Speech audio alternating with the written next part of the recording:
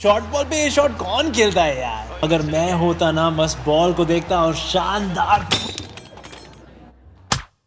खुद को एक्सपर्ट समझते हो तो खेलो प्लेयर स्पॉट पर लोएस्ट एंट्री फी में। इस गेम में फाइनेंशियल रिस्क है और लत लग सकती है। कृपया जिम्मेदारी से खेलें और अपनी रिस्क पे खेलें। Good morning to you all. Morning news update में आप सबका स्वागत है।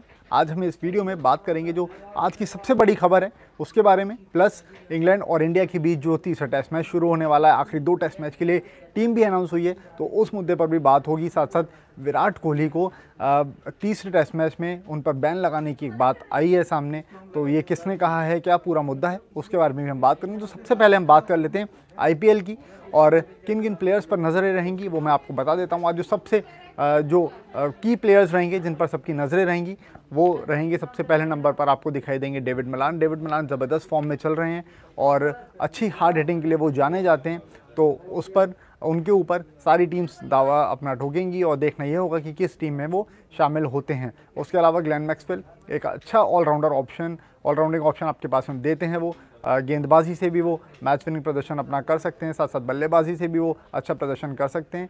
हालांकि पिछला जो उनका IPL सीज़न गया था वो बहुत कुछ नहीं कर पाए थे, एकदम ख़राब उनका वो सीज़न गया था, लेकिन बिग बैश सीज़न जो उसके बाद ठीक बाद हुआ तो उसमें उनका ठीक ठाक प्रदर्शन रहा था और ग्लेन मैक्सवेल ने उसमें आकर के कुछ अच्छी परफॉर्मेंसेस दी थी। तो ग्लेन मैक्सवेल अपनी हार्ड हिटिंग के लिए जाने जाते हैं, प्लस आपको गेंदबाजी का भी एक वो ऑप्शन देते हैं, तो उन पर भी सबकी नज़रें रहेंगी। और जो फिर तीसरा प्लेयर रहेगा वो रहेंगे स्टीव स्मिथ। अब स्टीव स्मिथ रिलीज़ कर दिए गए हैं और स्टीव स्मिथ की जो फॉर्म है वो भी अच्छी चल रही थी, लेकिन जो ठीक ठाक कुछ उन्होंने प्रदर्शन अपनी टीम के लिए किया था, लेकिन उसके बावजूद उनको रिलीज़ किया गया है। और एक लीडरशिप वाली जो बात रहती है वो भी स्टीव स्मिथ किसी टीम को जाकर के एक अच्छा ऑप्शन देते हैं। तो अब देखना ये होगा कि स्टीव स्मिथ पर कौन सी टीम दाव लगाई, क्योंकि स्टीव स्मिथ टीम को बल्लेबाजी जो रहती है टीम की उसमें स्ट्रेंथ भी देते हैं, विकेट पर रुक करके भी खेल लेते हैं और मौका आने पर वो तेज़ गति के साथ रन बनाने के लिए भी जाने जाते हैं। तो ये 3 प्लेयर हैं आज के ऐसे जिन पर सबकी नज़रें रहेंगी। उसके अलावा जो बाकी प्लेयर्स हैं उनके बारे में भी जिक्र बता देता हूं आपको। शाकिब अल हसन हैं, उनके ऊपर सबकी नज़रें रहेंगी। उसके बाद मोइन अली हैं, मोइन अली के साथ साथ एरॉन फिंच हैं और क्रिस मॉरिस भी हैं।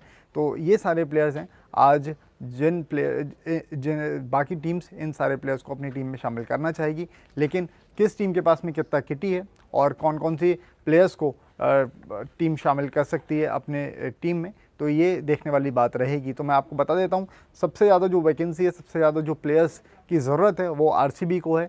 11 प्लेयर्स उनकी टीम में कुल जगह है, जिसमें से 3 खिलाड़ी जो हैं वो विदेशी प्लेयर्स को टीम इंक्लूड कर सकती है अपने पास में। उसके बाद जो किंग्स 11 पंजाब, अब नाम चेंज हो गया है, अब पंजाब किंग्स हो गया है टीम का नाम, और उस टीम में 9 खिलाड़ियों की ज़रूरत है और 5 विदेशी खिलाड़ियों की जगह है इस टीम में, उन 9 खिलाड़ियों में से।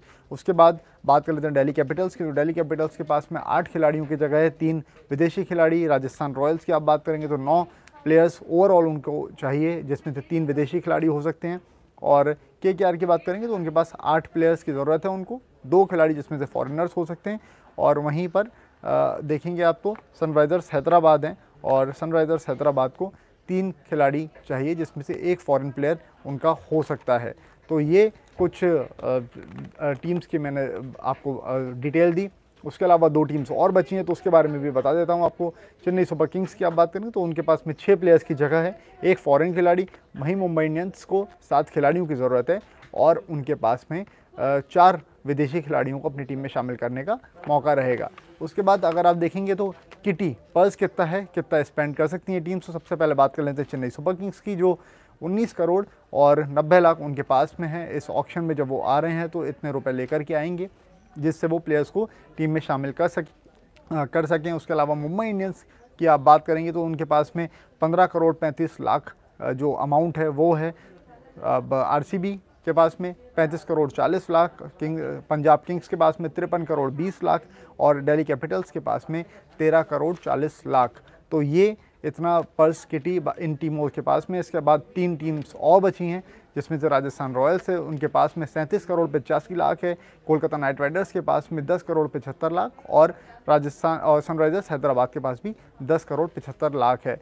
तो ये सारा ऑक्शन का मैंने आपको अभी तक का जो लेखा जोखा है वो दिया है, किस टीम के पास में कितनी जगह है, प्लस कितना पर्स किटी इन टीम्स के पास में है। तो आज जो सबसे मजबूत स्थिति में जो दिखाई देगी टीम्स, वो दिखाई देगी आपको राजस्थान रॉयल्स, क्योंकि उनके पास में जो किटी है वो अच्छा है। उसके अलावा जो प्लेयर्स की उनको ज़रूरत है वो भी 9 प्लेयर्स टोटल ओवरऑल चाहिए, जिसमें से 3 विदेशी खिलाड़ी हो सकते हैं। उनके ऊपर अगर आप देखेंगे तो एक और उनसे ज़्यादा मजबूत टीम आपको दिखाई देगी, जो कि है पंजाब किंग्स। अब उनके पास जो किटी है वो 53 करोड़ 20 लाख की किटी है, यानी कि सबसे ज़्यादा पर्स इनके पास बाकी है। तो अब देखना ये होगा कि कितनी मजबूत टीम पंजाब किंग्स जो है वो अपनी बना पाती है इस IPL सीज़न के लिए। पिछला IPL सीज़न जो उनका गया था उसमें कुछ कुदरत भी उनके साथ नहीं थी, कुछ ख़राब डिसीजंस की वजह से टीम को हार मिली। हालांकि फिर अच्छा फाइट बैक किया था टीम ने, और जो टूर्नामेंट ख़त्म होने तक टीम की तरफ से अच्छा प्रदर्शन हमें लगातार देखने के लिए मिला था। तो ये कुछ बात आज वाले ऑक्शन से जुड़ी थी, वो मैंने आपको बताई है। उसके अलावा भारत ने इंग्लैंड के खिलाफ जो आखिरी 2 टेस्ट मैचेस हैं उसके लिए अपनी टीम अनाउंस कर दी है, और उसमें उमेश यादव को शामिल किया गया है, साथ साथ KL राहुल को भी शामिल किया गया है। लेकिन उमेश यादव का जो इंक्लूजन है वो विद सब्जेक्ट टू उनकी फिटनेस जो रहेगी। उसके बाद उनको टीम से जुड़ने से पहले फिटनेस टेस्ट देना होगा। अगर वो क्लियर कर लेते हैं अपना फिटनेस टेस्ट तो फिर उनको टीम में शामिल कर दिया जाएगा। तो ये चीज़ थी। KL राहुल को भी अभी शामिल किया गया है। ऑस्ट्रेलिया में उनको बल्लेबाजी करते हुए नेट्स में गेंद लगी थी, जिसके बाद उनकी रिस्ट में थोड़ा सा प्रॉब्लम रही थी। अब वो फिट हो चुके हैं, तो अब उनको टीम में शामिल किया गया है। तो ये सारी खबरें थी आज की, अभी तक की जो अखबार से मैंने आपको बताया। इसके अलावा अहमदाबाद में ये टेस्ट मैच होने वाला है, तीसरा डे नाइट टेस्ट मैच 24 तारीख से जो शुरू होगा, तो उसको लेकर के एक खास बात सामने आई है। दूसरा 2 बातें सामने आई है दरअसल। पहली बात तो ये कि जो फ्लड लाइट्स वहाँ पर लगी हैं वो LED फ्लड लाइट्स हैं, जिनके कारण जब आसमान में गेंद जाएगी तो वो आसानी से दिखाई देगी आपको, जो भी वहाँ पे प्लेयर्स रहेंगे उनको, ताकि फील्डिंग में ज़रा भी दिक्कत ना आए। और जो दूसरी चीज़ है वो ये है कि 11 पिच तैयार रहेंगी। स्क्वायर जो है वहाँ पर पिच का, वो 11 पिचेस वहाँ पर स्टॉक में है। अब उसमें से देखना ये होगा कि किस तरह की पिच टीम इंडिया और BCCI जो टीम मैनेजमेंट है वो जिस पर वो खेलना चाहेगा। तो ये सारी चीज़ें रहेंगी जिस पर सबकी नज़रें रहेंगी। मोटेरा में मैच होने वाला है, सबसे बड़ा स्टेडियम है, 1,10,000 लोगों की यहाँ पे बैठने की कैपेसिटी है, लेकिन 50% क्राउड को ही अलाउ किया जाएगा। और एक्सपेक्ट ये किया जा रहा है कि जो पहला दिन रहेगा टेस्ट मैच का, उसमें 30,000 लोग जुड़ेंगे इस मैच को देखने के लिए। रोमांचक रहेगा। अगली खबर जो कि एक बड़ी है भारतीय क्रिकेट के लिहाज से, आप कह सकते हैं, इंग्लैंड के पूर्व क्रिकेटर डेविड लॉयड ने एक बात कही है। उन्होंने बोला है कि विराट कोहली के ऊपर डे नाइट टेस्ट मैच जो है उसमें प्रतिबंध लगा देना चाहिए। विराट कोहली को डे नाइट टेस्ट मैच खेलने की परमिशन नहीं देनी चाहिए। और इसकी वजह जो उन्होंने बताई है वो ये बोली है कि जब चेन्नई में दूसरा टेस्ट मैच चल रहा था, उसका तीसरा दिन था जब इंग्लैंड की बल्लेबाजी चल रही थी, जो रूट के सामने जब गेंदबाजी हो रही तो जो रूट को लेकर के एक अपील की गई उनके आउट के लिए।